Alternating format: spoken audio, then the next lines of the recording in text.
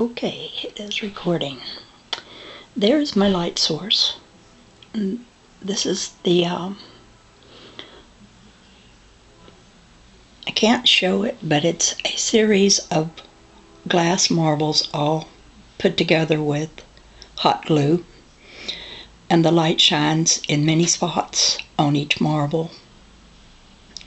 And there's Harry. That's one of my little friends in the light.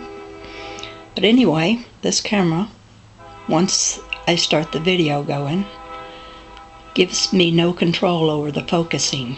It just takes control, and I could back up and show you the glass thing I'm using, but then it wouldn't do it while it's rolling. So this camera has a mind of its own.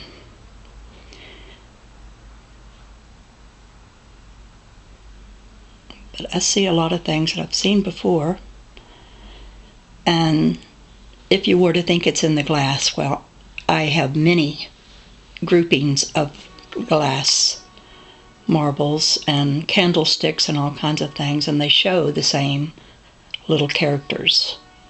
So if there were something in the glass, then why would the same thing be in every piece of glass I have? So that doesn't make sense. But the biggest reason that I know this is not something just in the glass is because with the naked eye, I look at light and I see some of these things you see in these orbs here. The colors and some of the little tube-looking things, I see them in the air all the time. If there's enough light in the room, or if I'm outdoors especially. But I have to squint my eyes a certain kind of way. I mean, I don't see this and it be an obstruction to seeing what is there. I have to purposely try to see it in order to see it at all. So it's nothing that gets in my view that I don't want to be there, that would keep me from seeing what, like how to drive and things like that. It's a strange world, this world of light. I really think that I'm looking into another dimension that is related to the dimension we're in. And I know I don't sound real scientific talking about it. Nevertheless, I have pictures that the scientists don't have. They have the fancy words. I have the pictures of it. And I have to tell you, I don't know what I'm looking at. I'm only doing what the scientists do anyway, theorizing. But when you have a theory and you make things fit your theory purposefully, and then something comes along that won't fit your theory, to deny it is not a very scientific-minded thing to do. It's something more or less like an opinion you have or a belief you have, like say you were a certain religion and you don't want your religion to be proven wrong. Scientists are just as religious in that way as any religious person is. So we each have to be our own scientist. We have to run things through our own mind. See what is our thought about it.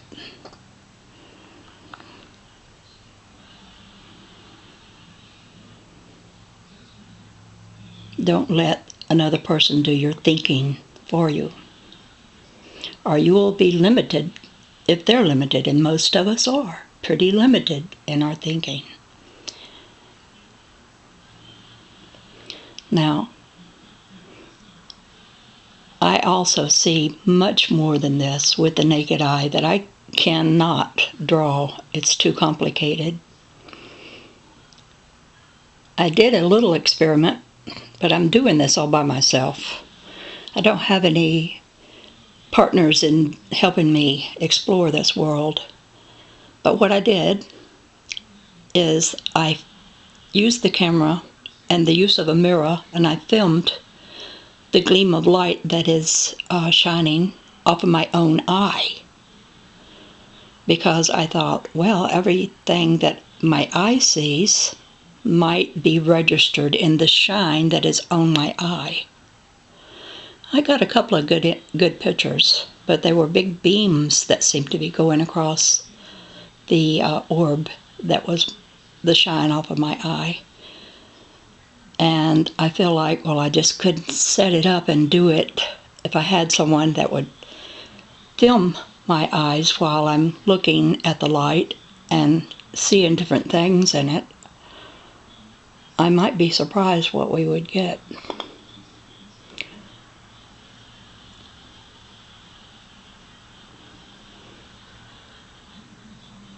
We condition what it is we will see with our beliefs about what we think we will see.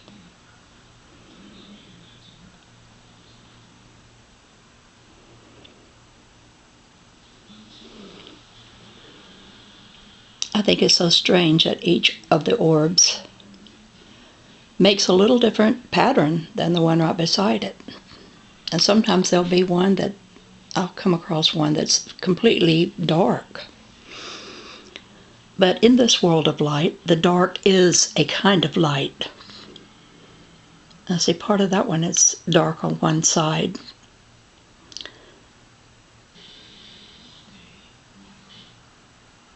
And now it isn't, as I move to another. And look, I don't know what that thing is, but it's a little mass of darkness. But the dark and light get along well in this world of light. They don't clash. Actually, the dark enhances the light by bringing out the colors. Sometimes when I'm developing the film on my computer, I have too much light in the picture I've just taken, and I have to take in the action of reducing the light, increasing the shadow, and then the orb is suddenly just aglow with beautiful colors that didn't show up when there was too much light. I think Harry is about to jump into the picture. I saw his body there. He does that all the time. Well, he went away. Sort of. He'll be back. I named him that because he looks like a little hairy spider.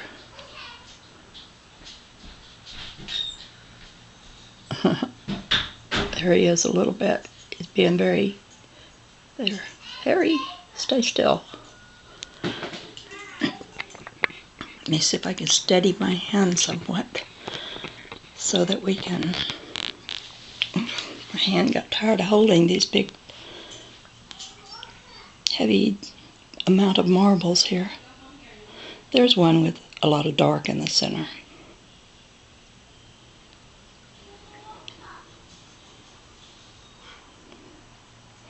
Harry, you're popping in and out, but there you are. I used to think Harry was just a little bit of debris, free-floating sort of inside my camera. Still, sometimes I think it's a possibility that that's what it could be, because I have two other cameras and Harry doesn't show up in them. But this one camera has a lot of things inside of it. You'll see some little things that don't move. They stay in the same place. I call them my artifacts. But the artifacts are strange in themselves in that they look a whole lot like some of the things that are in the orbs. And their number has grown, and some of them that were there have gone away. So they're very strange artifacts. But since they stay in the same place, I know they must be something trapped inside of the workings of the camera.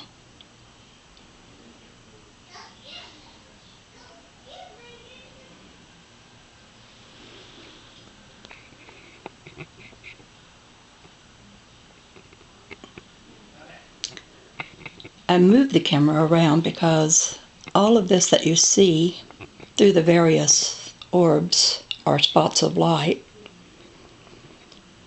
Well, they are showing what is in the space around the light source.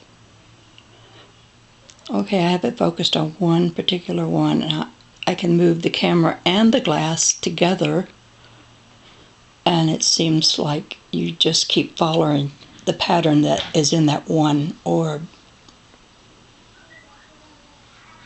So the orb is like an opening into that world of light that just will let you keep looking around like binoculars do. But now, and there's Harry again. Oh, you're looking fuzzy. Are you Harry? You sort of look like him. Anyway, I'm going to now move the camera, not with the glass, but just take the camera and move it to another orb. And another. And see, I could go into any one of them and move the camera and the glass and look around into that little world of light like I'm doing now. And it changes as I move location. So I'm thinking that we're in this vast soup of energy that has color-coded things in it that look like this. And what I see evolves. Some days I see things that I don't see on other days. And I'm thinking that it's going to evolve still more. And eventually, I'm exploring this one right here because it has a big black looking mound in it. If you were getting an aerial view of a mountain, that's what that would look a little bit like. I wish my focus worked and I would go in real close on this, but it's not functional. But I'm glad it at least does this much for me. So I'm moving around that to show. Okay, I'm moving away from that, but I'm still using the same orb. And see, I could move right back into it, and it's still there in that particular orb, but not the one next to it. I can move into the orb next to it and move around, and I won't run into that mountain-looking thing, because this is another dimension. Each one shows a different light dimension. And that is something I also see when I'm looking with the naked eye. I see many, many little beautiful light whorls. They sort of remind me of a peacock's feather. They have a central color that they group around in spots. And they repeat that pattern. And it's sort of like a net, too. Makes me think of Indra's net of jewels, which I don't know enough about, but I need to study up on that.